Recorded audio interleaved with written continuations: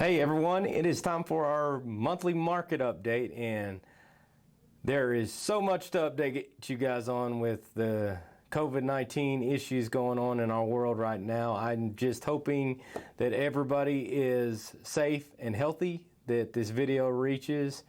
Prayers are going out to our leaders of our country, those that are sick. It is a trying time for sure.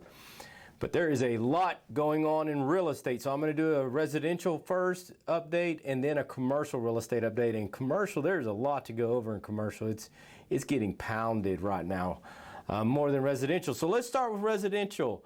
We have a home sales. So this is a March sales. So we're still showing sales up in March. Home sales were up 4%. Median price was 4% increase. Those are good percentage increases.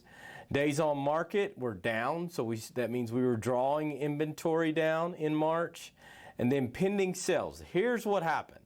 So these numbers would probably be double what we're looking at on home sales, median price, days on market, if it was not for the shutdown that started in March. We had a tailwind like I have never seen coming into this year in real estate.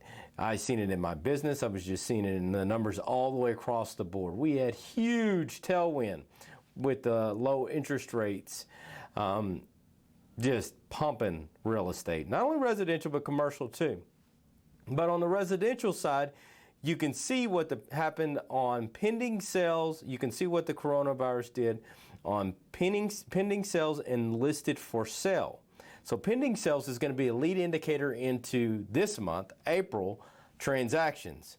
It's down 10%. We have not seen that kind of fall on pending sales. Down 10% leading into April, and then in a long time. So, and then listed for sale, also down. So what's happening is typically whenever you have a market that is shifting to a buyer's market, you're also getting a lot of inventory. We're not seeing this. It's just a complete shutdown of the industry in essence, where you are losing, people aren't putting their homes on the market either.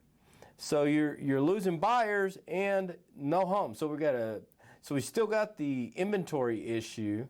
Now we have even more of an inventory issue, but we're having less transactions also. So it's really wild going in, but I'm busy. I'm busy in my business. A lot of busyness of stuff, just keeping things alive, just to kind of give you a feel of the market. I have had deals where they backed out because of COVID, and we're not able to close a transaction because they weren't essential employees. So that is happening. Most deals, though, are going through that were already to contract, and we are writing new contracts, and we're showing homes. You know, home showings were down 40% in the last couple of weeks in Rockwall County, and what that tells me is we're still getting contracts. We're down 40%, but we're still getting contracts because we're seeing more serious buyers. So the buyers that are out there now do tend to be more serious, and they're writing more contracts on fewer showings. So it's not taking as many showings. You're not getting as many tire kickers because they don't want to get out and take the chance of getting COVID.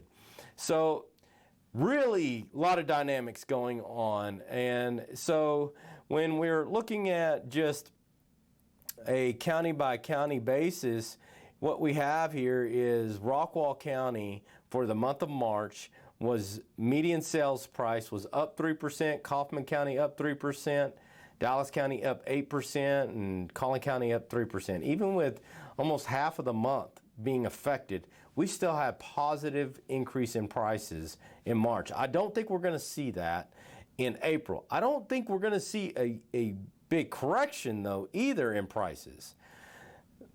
The consensus out there is that real estate is going to be the thing that leads us out of this, residential real estate, out of this, and that it's going to pop when it comes out of this. So we're expecting to see prices stabilize, probably more flatten out maybe over the next couple of months.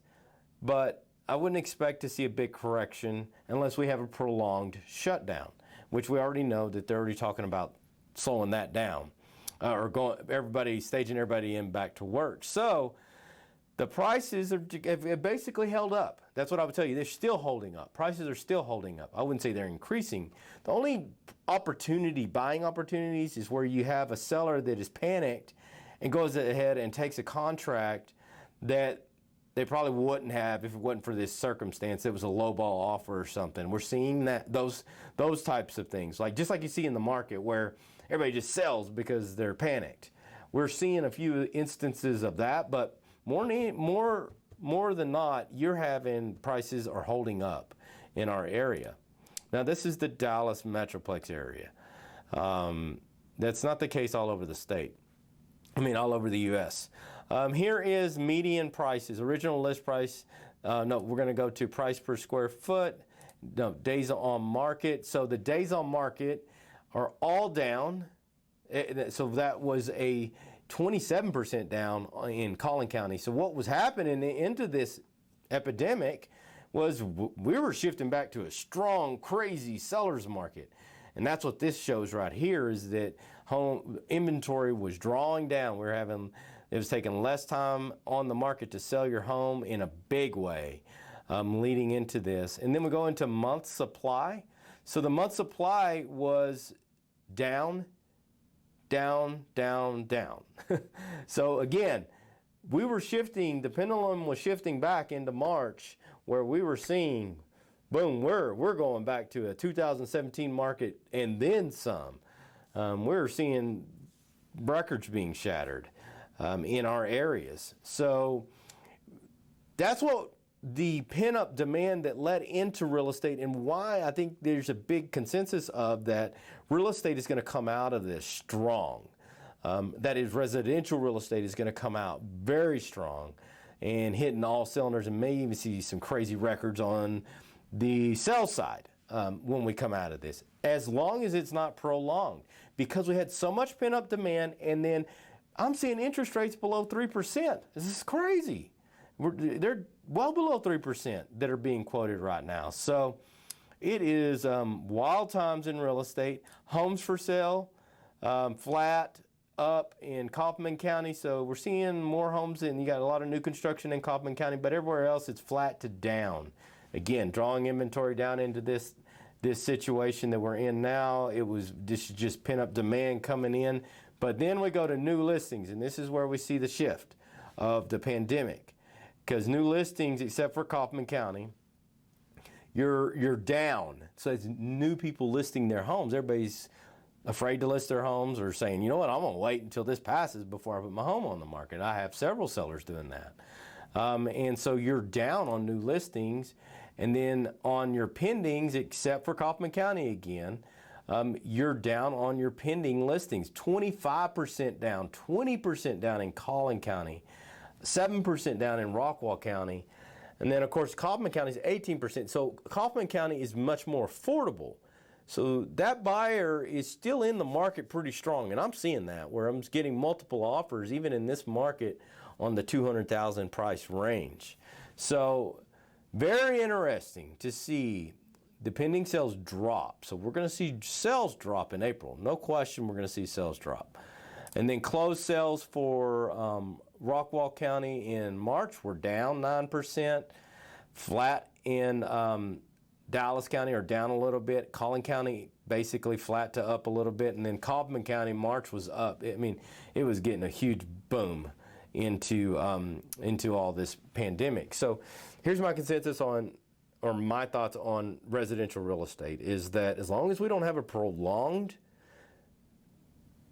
shutdown of our economy, real estate is going to come back roaring for two reasons. One, of the pent-up demand that we had, and then two, the interest rates at historical lows. One of the issues, though, we're going to run into is inventory. It's going to be interesting to see how many people list their homes coming out of this, because I think we're going to see an infusion of the homes. We're going to need to see that, because I think there's going to be such strong demand, or else it's going to be a appreciation, we're going to see prices go through the roof as far as price appreciation, if we don't get that inventory here. So that's the residential real estate update. And let's go to commercial. So commercial is getting the hammer right now. So think about it, especially retail. Now, industrial's still booming. It's booming and then some. But your retail, your restaurants, your entertainment, department stores, etc., they're all going into delinquency right now on their rents. And so commercial real estate on the retail side is seeing adjustments they've never seen downward. That is pretty maddening, and it's going to be interesting. If this lasts long, commercial real estate is going to be the first thing that you're going to see a bunch of bankruptcies in. One of the first things, because ultimately, along with restaurants and entertainment, they can't pay. If they're not getting paid, then the commercial real estate the landlords can't pay their mortgage department, their mortgage, and then the mortgages are all held by the banks, and the banks aren't getting their mortgages paid, and then it's just a trickle down effect. So banks are hoarding cash right now. They're changing their limits on lending. There's no new lending going into commercial real estate, especially retail right now, maybe industrial, but they've just completely shut it down to pull in as much liquidity as possible, because if this lasts too long, then there's going to be a mortgage crisis in the commercial world. And there potentially could be the same thing for residential if they do not pay, if tenants are continuing to be encouraged to not pay their rents. And so going into multifamily, multifamily is seeing a disruption. So 30% of the renters didn't pay their rent on time for the month of April. So that's down about probably 16%. And so when you've got 17 million people out of work, everybody just starts hoarding cash and not paying their bills, and what's going to happen? So that's why it's so important that this is to the economy. I'm not talking about health, but to the economy. If we don't get back to work and everybody get things going again, there's going to be some huge catastrophes that happen financially in the mortgage markets, probably more than anywhere if we keep this up. So I think that that's not going to be the case. I think we're going to all get back to work. I believe in the American way. I believe in our leadership and our doctors and experts and professionals that we're going to get through this. But that is what is going on in the commercial world right now. Renters aren't paying their multifamily. I'm a property manager of single family and commercial. And, we have seen it also. We have a really good, compared to what everybody else has, payment, our delinquency rate is very low, but we are seeing more. And we're working, and everybody's working. Landlords are working in commercial. That's one of the big things. Landlords are working and with the tenants right now. Bankers, mortgage companies, banks are working with the owners. They're deferring payments, and then that allows the owner to give the tenant, the retail tenant, some time before they pay their rent. So everybody's doing really good, working well together. And it's been really encouraging on the commercial side to see, because commercial can be cutthroat in a lot of ways, to see landlords and tenants work together, and banks, of all things, banks. So that's what's going on in multifamily when you're looking at rents, retail. Brick and mortar sales fell 8.7% in March, which is since 1992, since they've been tracking that type of sales, they have not ever seen that much of a decline in sales. So that's a big deal. Of course, clothing stores and, retail, bars, gyms, all those type of retail outfits all saw the biggest drops, from 50% to 26%. And then you always have somebody that benefits from a downturn, it creates an opportunity. Every downturn does, and obviously we know where the opportunity is. It's in essentials. It's grocery stores are getting flocked to. People are doing their sales online. Online sales are going through the roof. Home and gardening centers are seeing sales bump 7-8%. And so that's kind of the dynamic of the commercial world right now, where we're seeing this shift to grocery, retail type outfits, the essential, everything that's open right now. But the good news is there are plans. Even governors in California, Oregon, Washington are the most recent to announce that they're starting to put together their plan, to develop their plan to reopen offices, shopping centers, other public facilities and gathering like malls and things. So we're on our way. I feel like our government's beginning to start putting things in place where we can come out of this and survive. Now, how long is the lasting effect on commercial real estate?